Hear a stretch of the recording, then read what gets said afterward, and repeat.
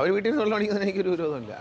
വെള്ളം അടിച്ചുകൊണ്ട് ഓഫീസിൽ വരാൻ പറ്റത്തില്ല, വെള്ളം അടിച്ചുകൊണ്ട് വണ്ടി ഓടിക്കാൻ പറ്റത്തില്ല, വെള്ളം അടിച്ചുകൊണ്ട് വണ്ടി റിപ്പയർ ചെയ്യാൻ പറ്റത്തില്ല. കാരണം ബ്രേക്ക് നന്നാക്കാൻ കൊടുത്തിട്ട് വെള്ളം അടിച്ച് കിടന്നു വെച്ച് ബ്രേക്ക് നന്നാക്കിയില്ലെങ്കിൽ ഇതിനകത്ത് ഇരിക്കുന്ന യാത്രക്കാർ വളരെ പ്രധാനം, അതിലുപരി റോഡിൽ കൂടെ പോകുന്നവർ അതിനേക്കാളും പ്രധാനം. പക്ഷേ ഈ പരിശോധന തുടങ്ങിയ ശേഷം KSRTCയിൽ ആക്സിഡൻറ്റ് കുറഞ്ഞിട്ടുണ്ട്. അവർ കാന്തല്ലൂർ പോയി 5 വണ്ടി പരിശോധിച്ചു. ഈ 5 വണ്ടിയിൽ 10 ജീവനക്കാരുണ്ടായിരുന്നു.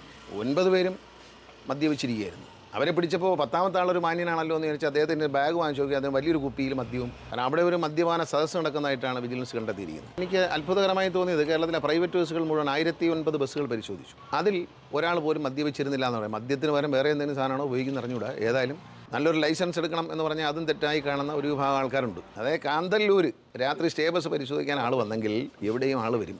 KSRTCയിലെ മദ്യപാനം കുറഞ്ഞു വരുന്നുണ്ട്. പക്ഷേ എന്തുകൊണ്ടോ അതൊരു ഇത്രയും നടപടി വന്നിട്ടും ചില ആളുകൾ എന്തേ തിരിച്ചറിയുന്നില്ല എന്നുള്ളതാണ് വിഷയം. നടപടിയിലൊരു വിട്ടുവീഴ്ച ഉണ്ടാവില്ല.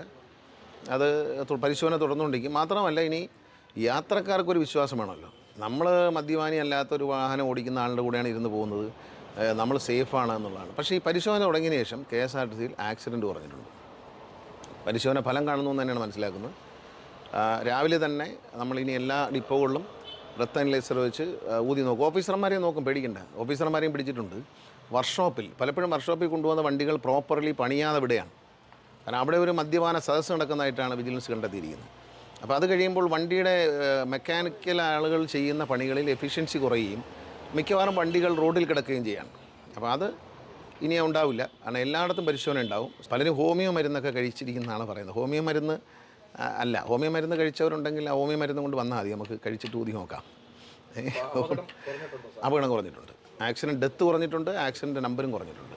നമ്മൾ ഒരാഴ്ചയിൽ കേരളത്തിൽ ഒരു അത്ഭുതകരമായ കണക്ക് ഒരു 10, 30, 35 വണ്ടികൾ ഓരോ ദിവസവും ഇടിച്ച് ഒരാഴ്ചക്കകത്ത് ഇടിച്ച് വർഷാപ്പിൽ കയറിക്കൊണ്ടിരിക്കുകയായിരുന്നു. ഇപ്പോൾ അത് കുറഞ്ഞു. ഇടികൾ ഒരിഞ്ഞ ഒരാഴ്ച 1.5 ആഴ്ചയായിട്ട് ഇടികൾ കുറഞ്ഞിട്ടുണ്ട്. വളരെ ശ്രദ്ധയോടെ വണ്ടി ഓടിച്ചേ പറ്റൂ. കാരണം ഇരിക്കുന്ന യാത്രക്കാരനും റോഡിൽ പോകുന്ന ജനങ്ങൾക്കും ജീവന് വിലയുണ്ട് എന്ന് കർശനമായ നിലപാടാണ്. ഇതിലൊരു വിട്ടുവീഴ്ച ഉണ്ടാവില്ല. വളരെ അപകടം. പക്ഷേ എനിക്ക് അത്ഭുതകരമായി തോന്നിയത് കേരളത്തിലെ പ്രൈവറ്റ് ബസ്സുകൾ മുഴുവൻ 1009 ബസ്സുകൾ പരിശോധിച്ചു.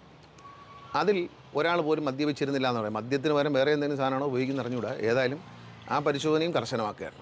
പ്രൈവറ്റ് ബസ്സുകളിലും പരിശോധിക്കുക. ഈ 1009 പരിശോധിച്ചിട്ടും മോട്ടോർ വെഹിക്കിൾ ഉദ്യോഗസ്ഥർ പറയുന്ന ഒരാൾ പോലും പിടിച്ചില്ല എന്നാണ്. അപ്പോൾ അതിൻ്റെ കാരണം എന്ന് വെച്ചാൽ മദ്യപിച്ച് വണ്ടി ഓടിച്ചാൽ പിറ്റേ ദിവസം ജോലിക്ക് കയറ്റത്തില്ല ഉടമസ്ഥൻ എന്നുള്ളതുകൊണ്ടായിരിക്കണം.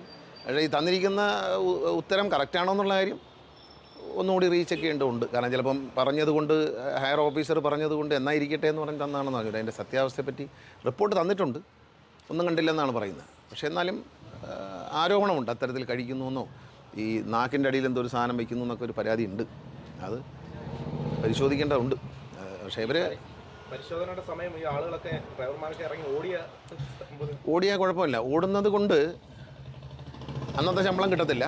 പക്ഷേ ഓടുന്നത് കൊണ്ട് ഏതെങ്കിലും കാരണവശാൽ ആ ആബ്സെൻസ് കൊണ്ട് വണ്ടി മുടങ്ങിയാൽ ആ വണ്ടിയുടെ അന്നത്തെ കളക്ഷൻ നഷ്ടപരിഹാരം എടുത്ത് തരേണ്ടി വരും. ശുപാർശയ്ക്ക് വന്നിട്ടുണ്ട് ചില്ലറ. പക്ഷേ യൂണിയൻകാരൊന്നുമില്ല. യൂണിയൻ പ്രവർത്തകരെല്ലാം നന്നായി ഇത് നിയന്ത്രിക്കണം എന്നുള്ള അഭിപ്രായക്കാരാണ് എല്ലാ യൂണിയൻകാരും. രഹസ്യമായിട്ട് വല്ലതും പറയുന്നുണ്ടെന്ന് എനിക്കറിഞ്ഞൂടാ. പക്ഷേ നമ്മളത്ത് ആരും തന്നെ ഇതൊരു തെറ്റായ കാര്യമൊന്നും ഇതൊരു തെറ്റായ കാര്യമല്ലല്ലോ.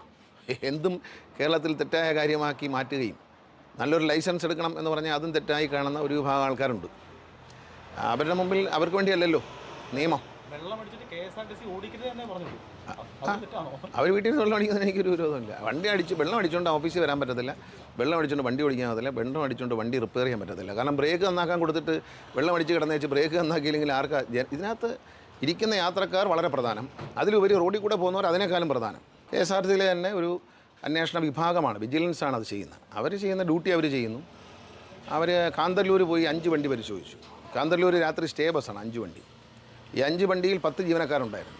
9 പേരും മദ്യപിച്ചിരിക്കുകയായിരുന്നു. അവരെ പിടിച്ചപ്പോൾ 10ാമത്തെ ആളൊരു മാന്യനാണല്ലോ എന്ന് വിചാരിച്ച് അദ്ദേഹത്തിൻ്റെ ബാഗ് വാങ്ങിച്ചു നോക്കി. അദ്ദേഹം വലിയൊരു കുപ്പിയിൽ മദ്യവും ഗ്ലാസും വെള്ളമായിട്ട് വന്നു എന്നാണ് വിജിലൻസുകാർ പറയുന്നത്.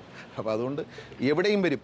അതായത് കാന്തല്ലൂർ രാത്രി സ്റ്റേ ബസ് പരിശോധിക്കാൻ ആൾ വന്നെങ്കിൽ എവിടെയും ആൾ വരും. 100% സർക്കാരിൻ്റെ നിലപാട് യാത്രക്കാരൻ്റെ ജീവിതം, റോഡിൽ പോകുന്നവരുടെ ജീവിതം അതിനെ സുരക്ഷിതമാക്കുക എന്നുള്ളതാണ്. അതിനുവേണ്ടി ടിപ്പർ ലോറിക്കാരൊക്കെ വളരെ പതുക്കെ പോവുക. ശ്രദ്ധിച്ചൊക്കെ പോവുക. എയർ കണ്ടീഷനൊക്കെ ഇട്ട് പാട്ടും വെച്ച് പോകുന്നുണ്ടെന്ന് നമുക്ക് സന്തോഷമേ ഉള്ളൂ. AC ഒക്കെ എല്ലാ വണ്ടിയിലും വേണം. എല്ലാവരും ടിപ്പർ ലോറിക്കാരെല്ലാം കേട്ടോണം. പെട്ടെന്ന് തന്നെ വല്ല സ്പീഡ് ബ്രേക്കർ വല്ലതും ഊരി ഇട്ടിട്ടുണ്ടെങ്കിൽ തിരിച്ചു പിടിപ്പിച്ചോടുക. അതിൻ്റെ ഒരു ഡ്രൈവ് വരുന്നുണ്ട്. ആ ഡ്രൈവിൽ ബഹുമാനപ്പെട്ട കോടതിയുടെയും നിയമത്തിൻ്റെയും ലംഘനം നടത്തുന്ന മുഴുവൻ വണ്ടികളും പിടിച്ചിട്ടാൽ അതിലൊരു ക്രിമിനൽ സംഘം ഇറങ്ങിയിട്ടുണ്ട്. അവർ ചില വണ്ടികളെ അങ്ങനെ ഈ ഊരിയിടാൻ പറ്റത്തില്ല. അതിൻ്റെ സോഫ്റ്റ്വെയറിൽ ഒരു കള്ളത്തരം. കമ്പനിക്കാരും ശ്രദ്ധിക്കുക, സോഫ്റ്റ്വെയറിൽ കള്ളത്തരം നടത്തണമെങ്കിൽ കമ്പനിക്കാർ ഉത്തരം പറയേണ്ടി വരും. ഇപ്പോൾ ആധുനിക ബസ്സുകളിൽ ലോറികളിലെല്ലാം ഒരു കമ്പ്യൂട്ടർ സിസ്റ്റത്തിന്, അപ്പോൾ ആ കമ്പ്യൂട്ടർ സിസ്റ്റത്തിനെ വ്യാജമായി എന്തോ ഒരു സോഫ്റ്റ്വെയർ ഉണ്ടാക്കിയിട്ട് ഇതിനെ കറക്റ്റ് ചെയ്ത് സ്പീഡ് കൂടുതലായി കൊടുക്കുകയാണ്. അപ്പോൾ പല വണ്ടികളും ഈ പറയുന്ന 60 കിലോമീറ്റർ സ്പീഡിൽ, 60 കിലോമീറ്ററാണ് ടിപ്പർ ലോറിയുടെ സ്പീഡ് കൺട്രോൾ ചെയ്തതിന് ഗവർണർ വെച്ചിട്ട്, സ്പീഡ് ഗവർണർ. അത് ഊരിയിട്ട് ഓടിച്ചാൽ പാറയോടുകൂടി തന്നെ വണ്ടി പോലീസ് സ്റ്റേഷനിൽ കിടക്കും, ടയറൊക്കെ പോവും.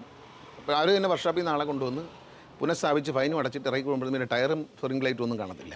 അതുകൊണ്ട് ദയവ് ചെയ്ത് ആരെങ്കിലും ഊരിയിട്ടിട്ടുണ്ടെങ്കിൽ അതങ്ങ് തിരിച്ചു പിടിപ്പിച്ചേക്കണം. ഒരു സീൻ ഉണ്ടാക്കാതിരിക്കാൻ വേണ്ടിയിട്ടാണ്. അപ്പോൾ പിന്നെ പ്രതിഷേധിക്കേണ്ടല്ലോ. നേരത്തെ പറഞ്ഞാൽ നിങ്ങൾ നേരെ അഡ്വാൻസായിട്ട് പറയുക. കർശനമായ നിലപാട് ബഹുമാനപ്പെട്ട ഹൈക്കോടതിയുടെ നിർദ്ദേശമാണ്. അനുസരിക്കാതിരിക്കാൻ ആർക്കും കഴിയത്തില്ല. അതുകൊണ്ട് കൃത്യമായി ഊരിയിട്ടവരെല്ലാം തിരിച്ചു പിടിപ്പിക്കുക. വ്യാജ സോഫ്റ്റ്വെയർ കൊണ്ടുവന്ന് ഇത് റിപ്പയർ ചെയ്ത് കൊടുക്കുന്നവരെ ക്രിമിനൽ കേസ് പിടിച്ച് കോടതി മുമ്പാകെ നിയമത്തിന് മുമ്പിൽ കൊണ്ടുവരും, ജയിലിലിടും.